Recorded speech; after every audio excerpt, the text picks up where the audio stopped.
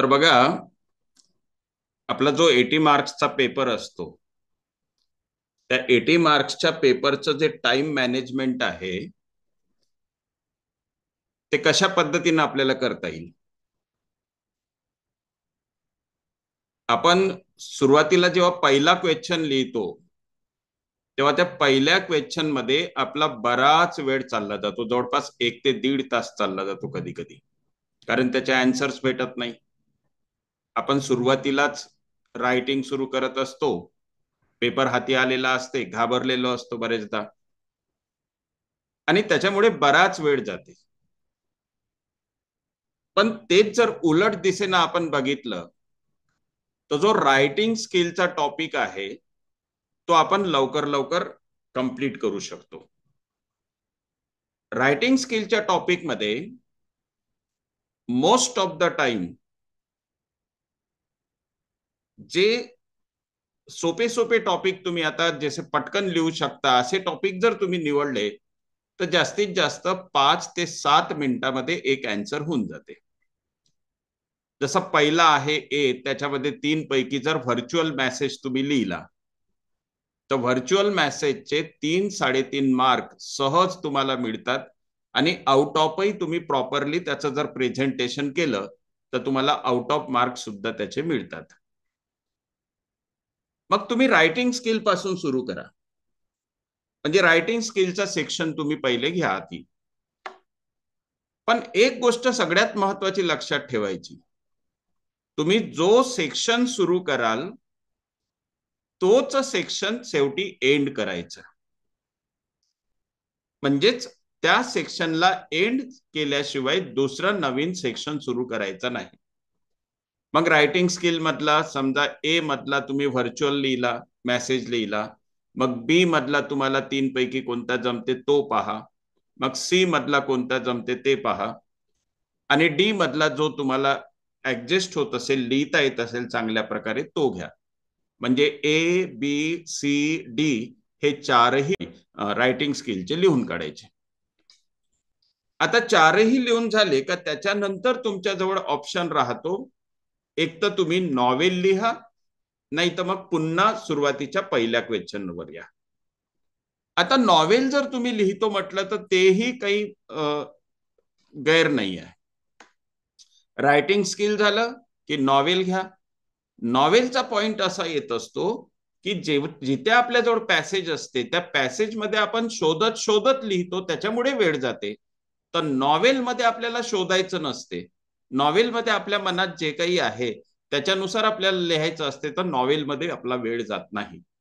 म्हणून writing skill संपलं की लगेच सेक्शन शेवटचा घ्यायचा आणि नॉवेल टायटल देऊन आपलं जे काही सेक्शन म्हणजे त्या सेक्शनचं नाव असेल ते टायटल देऊन नॉवेल सुरू करायचं. ए मध्ये आपला सगळे जे क्वेश्चन्स असतात ते सगळे डिस्क्रिप्टिव्ह नसतात. मॅच द फॉलोइंग सारखे, फिलिंग द ब्लँक सारखे, complete the sentence, true or false असेच असते. त्याच्यामुळे हे तुम्हाला एका 2 मिनिटांमध्ये पहिलं तुमचा आन्सर होऊन जाते. आता नंतरचे जे क्वेश्चन्स आहेत त्याच्यात एक सोपा आणि एक डिफिकल्ट असा टाकत असतो तो कधी कधी. मग त्याच्यामधलेही तुम्ही आन्सर्स काय करू शकता, तुम्हाला जे जे इझी आन्सर येत असेल ते ते इझी आन्सर तुम्ही किंवा लिहू शकता. एक मिनिट.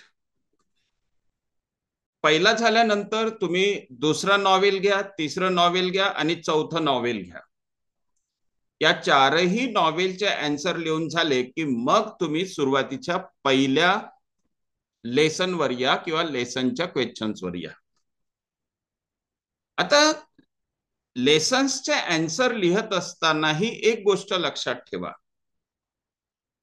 ज्याचे आन्सर तुम्हाला येतात तेवढेच फक्त पहिले लिहून काढा. पहिल्या पॉइंटचं ट्रू ऑर फॉल्स तुम्हाला आन्सर आलं, ट्रू ऑर फॉल्स लिहा. ट्रू ऑर फॉल्स आपल्याला वेगवेगळ्या पद्धतीने विचारले जाते. एक तर डायरेक्ट ट्रू की फॉल्स लिहा, ते ट्रू आणि फॉल्स एवढंच लिहून टाकायचं. म्हणजे सेंटेन्स लिहायचं त्याच्यासमोर ट्रू, सेंटेन्स लिहायचं त्याच्यासमोर फॉल्स, सेंटेन्स लिहायचं, कारण ट्रू ऑर फॉल्सचे 1 किंवा 2च पॉइंट विचारतात. चेक करणाऱ्याला तुम्हाला किती इझी करता येईल तेवढं तुम्ही त्याला इझी करा. आता हे सेंटेन्स लिहून ट्रू लिहिणं हे चेक करण्यासाठी इझी असं आहे की त्याला हा क्वेश्चन काय आहे यानं ट्रू लिहिला हे पेपर पाहावा लागत नाही. थोडं स्पीडली लिहा आणि ट्रू लिहून टाका.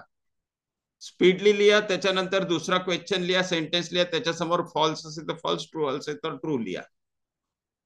हा रूल नाही आहे, पण हे काय आहे तुमचा त्याचा समोरच्या व्यक्तीचा टाइम वाचवतो आणि त्याचा टाइम वाचला की त्याला थोडं बरं वाटते. मग इकडे तिकडे थोडीशी मिस्टेक झाली आपली तरी आपला प्रॉब्लेम सॉल्व्ह होऊन जातो, कुठं तो मार्क आपला काटणार नाही. त्याला इझी करून द्यायचं आहे आपल्याला. हा झाला डायरेक्ट ट्रू ऑर फॉल्सचा. दुसरा एक असते की त्याच्यामधले जे जे फॉल्स आहेत समजा ते करेक्ट करून लिहा. मग ट्रू सेंटेन्स तर आपण ट्रू लिहून टाकू, पण जे फॉल्स आहेत ते फॉल्स सेंटेन्स लिहायचं आणि त्याच्या खाली ट्रू सेंटेन्स करून ते सेंटेन्स करेक्ट करून लिहायचं. हा दुसरा प्रकार असतो. आणि तिसरा प्रकार आपल्याकडे असा असतो तो म्हणजे फक्त याच्यातले करेक्ट सेंटेन्स लिहा. मग चार पैकी जे करेक्ट असेल तेवढे दोनच किंवा तीनच जे काही करेक्ट असेल तेवढेच लिहून टाकायचे. जसं 1 2 3 4 पैकी दुसरं आणि चौथं करेक्ट आहे तर नंबर 2 ते करेक्ट सेंटेन्स, नंबर 4 ते करेक्ट सेंटेन्स असं करा. त्याच्यानंतर मॅच द फॉलोइंग लिहित असताना सुद्धा आपण अशा आडव्या तिडव्या रेषा केल्यापेक्षा पहिला पॉइंट आहे इकडे, त्याच्या समोर इकडे दुसऱ्या बी मधला सी जर समजा पहिल्याला जुळत असेल तर सी करून ते आन्सर त्याच्या समोर लिहा, डी करून ते आन्सर त्याच्या समोर लिहा.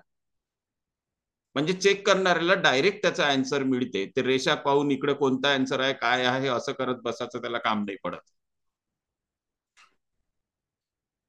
मी काय सांगत आहे लक्षात येत आहे ना तुमच्या? त्याच्यानंतर जेव्हा आपण कंप्लीट द सेंटेन्स करतो तेव्हा ते सेंटेन्स लिहायचं आणि त्याच्या समोर काय येते, Sophie wanted to go to the jail because त्याच्या समोरचं सेंटेन्स खाली असते. मग आपण लिहायचं Sophie wanted to go to jail because the winter in winter he could not live in the open garden. Winter मध्ये तो त्या खुल्या गार्डन मध्ये राहू शकत नव्हता. असं पूर्ण सेंटेन्स लिहायचं आणि बिकॉज पासूनच्या सेंटेन्सला अंडरलाईन करायचं. तसे कंप्लीट द सेंटेन्सचे आपण आन्सर घेत असतो. मॅच द फॉलोइंग तुमच्या लक्षात आलं. ट्रू ऑर फॉल्स कसं लिहायचं ते बघितलं आपण.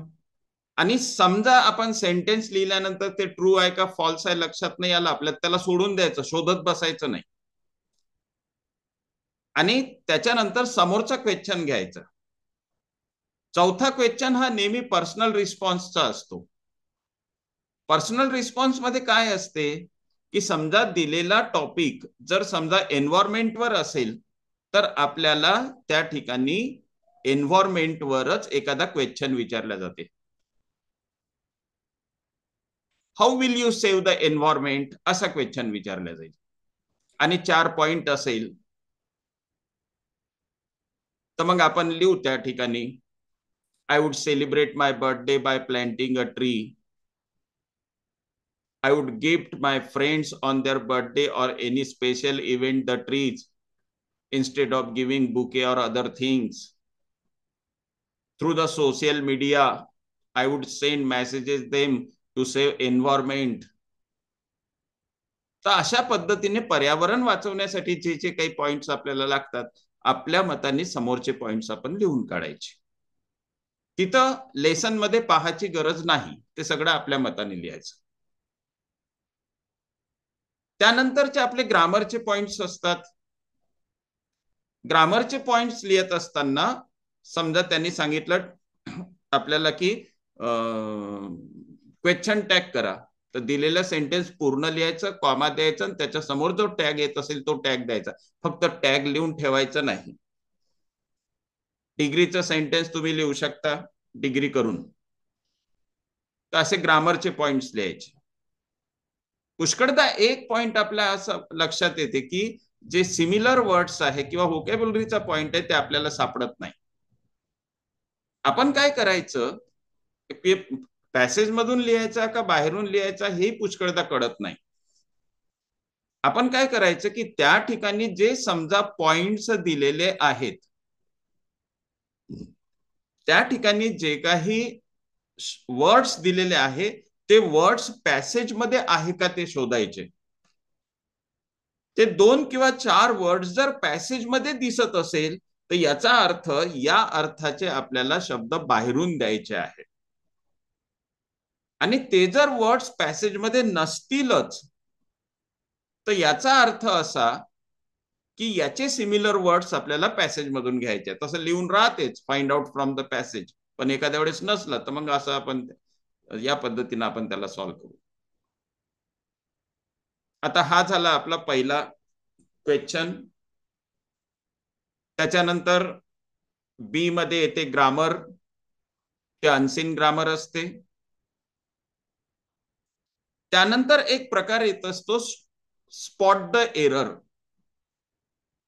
आता हा स्पॉट द एरर काय प्रकार आहे. हे नवीन काहीही नाही.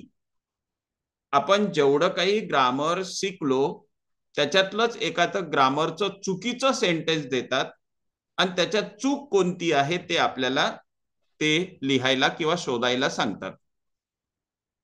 आता चूक कोणती आहे हे शोधायला जर त्यानं सांगितलं आपल्याला तर आपण कसं शोधणार.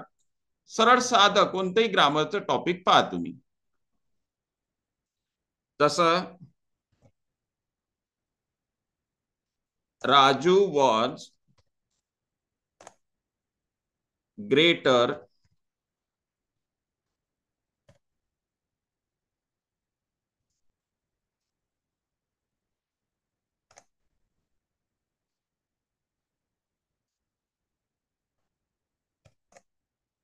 मोहन.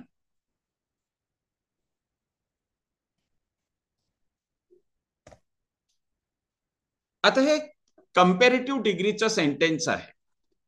याच्यात चूक कोणती आहे तर ग्रेटर हे कॉम्पॅरेटिव्ह आहे पण त्याच्या समोर दॅन पाहिजे THAN. इथं THEN केलेलं आहे. ही याच्यामधली मिस्टेक आहे.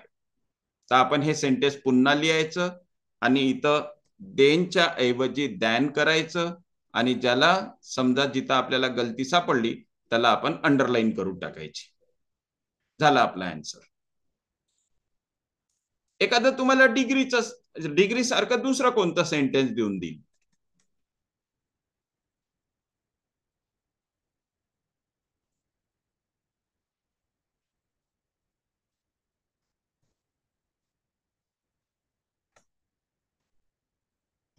नायदर राजू और मोहन बाकी सेंटेन्स आहे. आता नायदरचं सेंटेन्स असेल तर त्याच्या समोर नॉर आला पाहिजे. त्यानं इथं ऑर लिहिला तर आपण इथं नॉर लिहू आणि त्याला अंडरलाईन करू. तर अशा पद्धतीनं आपल्याला हे स्पॉट द एररचे सेंटेन्स शोधून काढायचे असतात. म्हणजे गलती शोधून काढायची असते. ग्रामरचं सेंटेन्स असते. जेवढं आपण ग्रामर घेतलं त्याच्यामधलं सेंटेन्स असते. बाहेरचं कोणतंही सेंटेन्स राहत नाही. फक्त त्याच्यातली आपल्याला मिस्टेक शोधून काढायची असते. दुसरा पॉइंट. त्यानंतर येत असतो आपल्याला एक माइंड मॅपिंग. माइंड मॅपिंग काय प्रकार असतो तर माइंड मॅपिंग मध्ये आपल्याला एखादा टॉपिक दिलेला असतो. तो टॉपिक आपण सेंटरमध्ये लिहायचा. त्या टॉपिकचं नाव लिहायचं. मग त्याचे काही सब पार्ट्स असेल जसं स्कूल आहे. स्कूल आपण सेंटरमध्ये लिहू. मग स्कूलशी रिलेटेड काही गोष्टी असतात. काय काय असतात तर स्कूलशी रिलेटेड इथे असते आपण लिहू टीचर. स्कूलशी रिलेटेड ग्राउंड. स्कूलशी रिलेटेड सब्जेक्ट. स्कूलशी रिलेटेड असे स्कूलशी रिलेटेड जेवढे काही पॉइंट्स येत असेल ते सगळे पॉइंट्स आपण याच्या त्याला एरो करून लिहायचे. आणि जे पॉइंट आहे त्याला असं लिहायचं.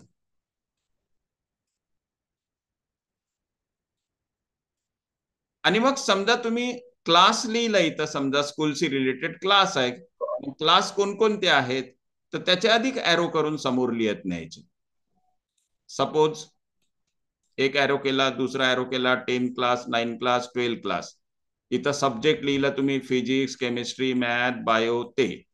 त्यानंतर स्टाफ लिहिला इथं तर समजा पिऊन आहे त्याच्यानंतर क्लार्क आहे, अधिक कोणता असते, टीचर्स आहेत. मग सब्जेक्ट टीचर्स, प्रिन्सिपल लिहायचं असेल आणि टीचिंग स्टाफ लिहायचा. टीचिंग स्टाफ मध्ये मग प्रिन्सिपल लिहायचं आणि अदर सब्जेक्ट टीचर लिहायचं, अदर सब्जेक्ट टीचरची नावं लिहायची. अशा पद्धतीनं ह्या ब्रँचेसला असं वाढवत न्यायचं. याला म्हणतो आपण माइंड मॅपिंग. माइंड मॅपिंग म्हणतो आपण याला. पुढे त्यानंतर अनसीन पॅसेज असतो. अनसीन पॅसेज हा सीन पॅसेज सारखाच आपल्याला सोडवायचा असतो. आणि अनसीन पॅसेज नंतर एक येते आपल्याला समरी.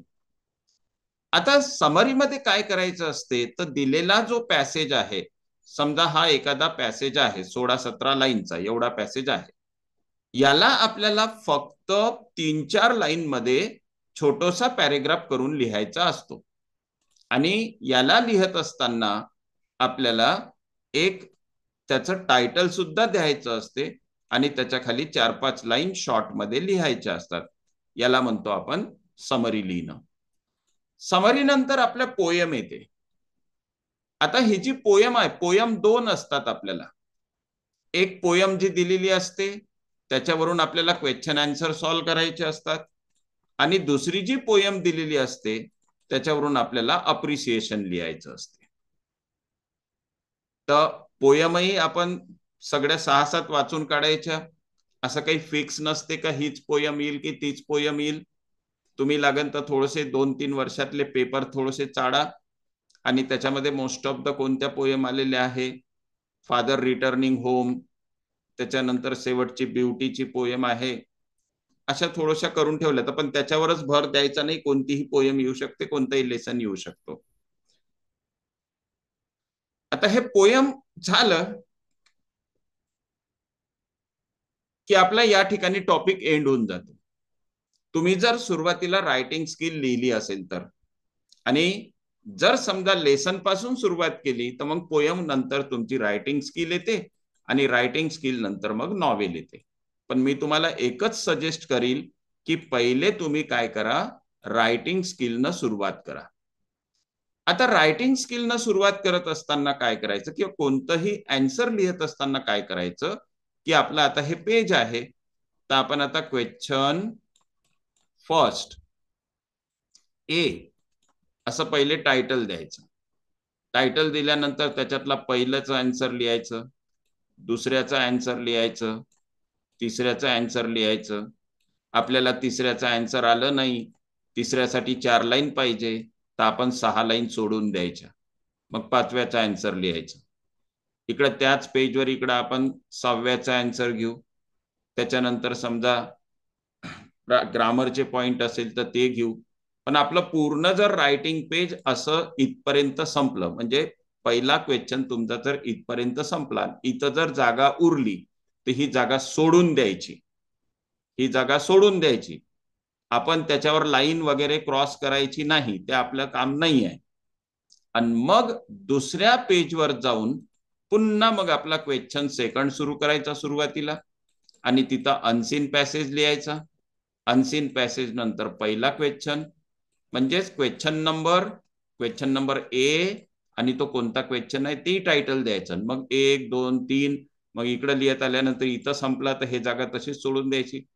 आता हे याच्यासाठी सोडायची असते की आपल्याला जर असं वाटलं का हा क्वेश्चन आपण लिहिला पण तो रॉंग झाला, किंवा मग एखादा लिहिताना सुटूनच गेला, तर मग आपल्याजवळ हे जे जागा असते ना, हे वापर करता येते त्याचा आन्सर लिहिण्यासाठी, एखादा सुटला किंवा रॉंग झाला तर या ठिकाणी तो लिहू शकता तुम्ही.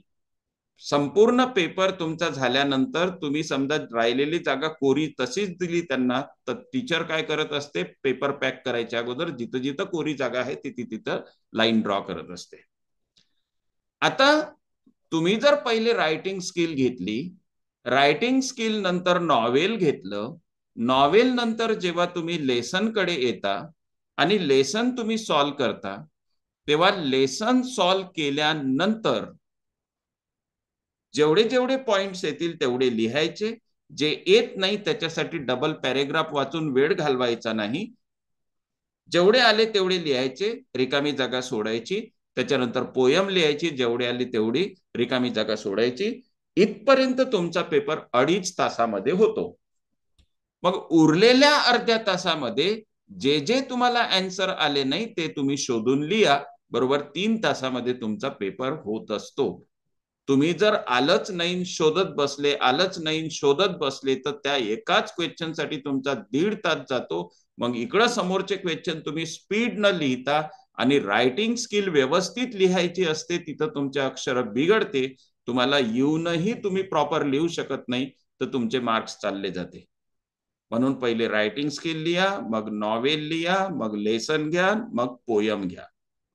आणि अशा पद्धतीने तुमचा संपूर्ण पेपर लिहत नेला तर मग अशी सांगितल्याप्रमाणे तुमचा 2.5 तासामध्ये पेपर होतो. प्रत्येक पॉइंट हा फ्रेश पेजवर सुरू करा.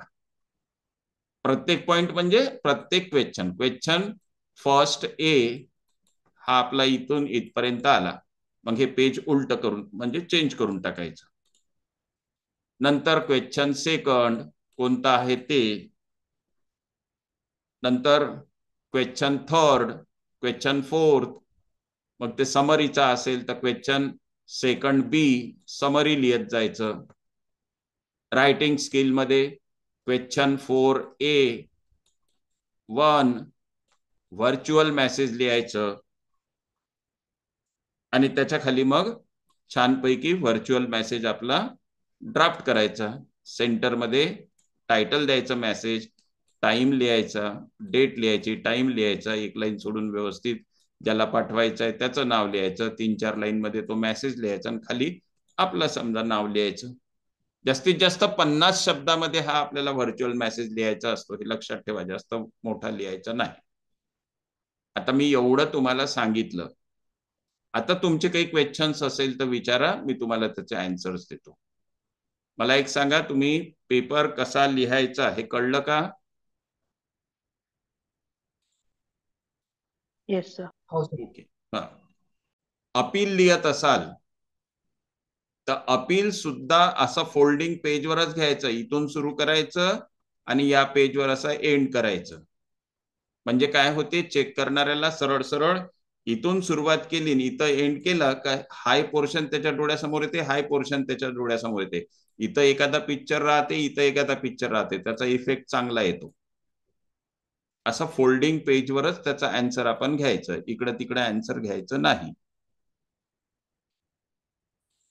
आता तुमचे प्रश्न विचारा, मी एकदा रिव्हिजन घेतो. आन्सर करत असताना, सुरुवात करत असताना रायटिंग स्किलने सुरू करा. रायटिंग स्किल तुम्हाला जे चांगल्या पद्धतीने जमत असेल त्याच्यावरच आता रिव्हिजन करा. मला सांगा, रायटिंग स्किलच्या ए मध्ये 3 पॉइंट्स असतात. कोणकोणते 3 पॉइंट असते? व्हर्च्युअल मेसेज असते, सांगा लवकर. दुसरा कोणता असतो? ग्रुप डिस्कशन आणि एसओपी.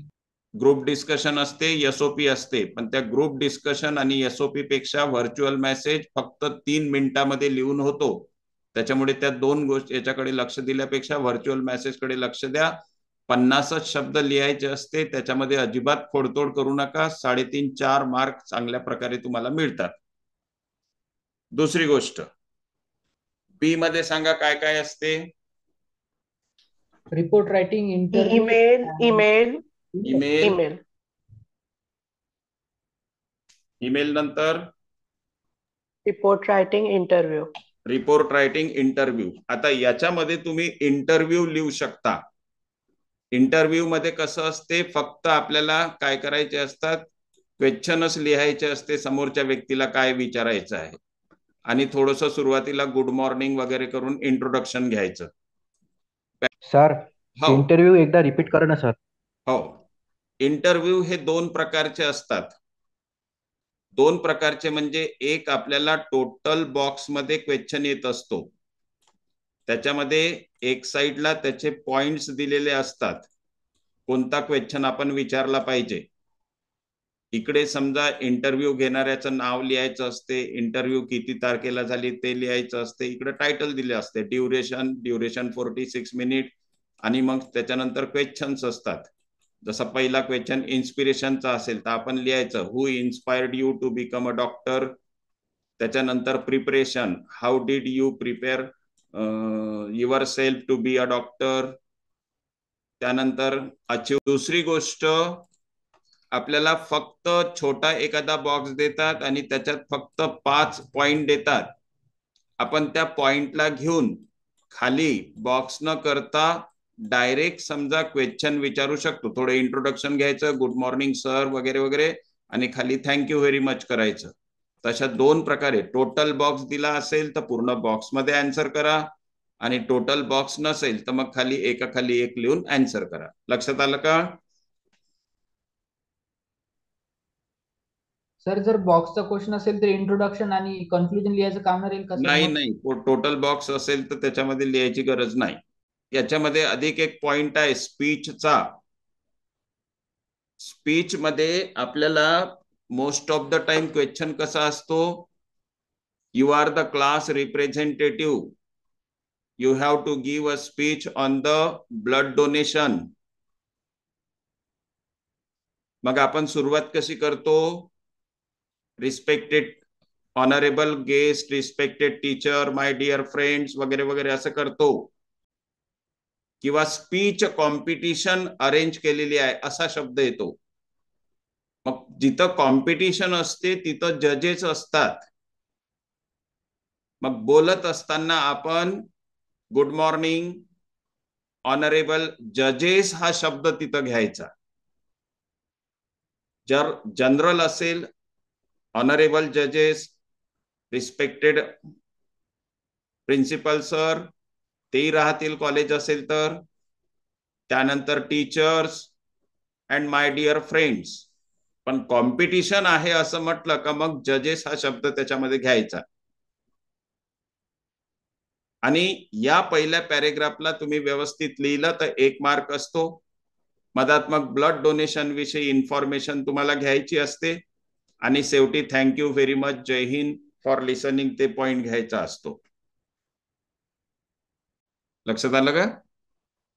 Okay sir. हा,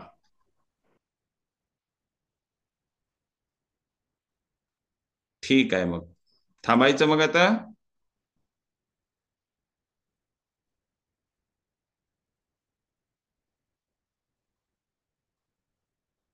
best of luck. Good night everybody. Thank you sir. Okay. काही प्रश्न असेल तर विचारा, कधी विचारा.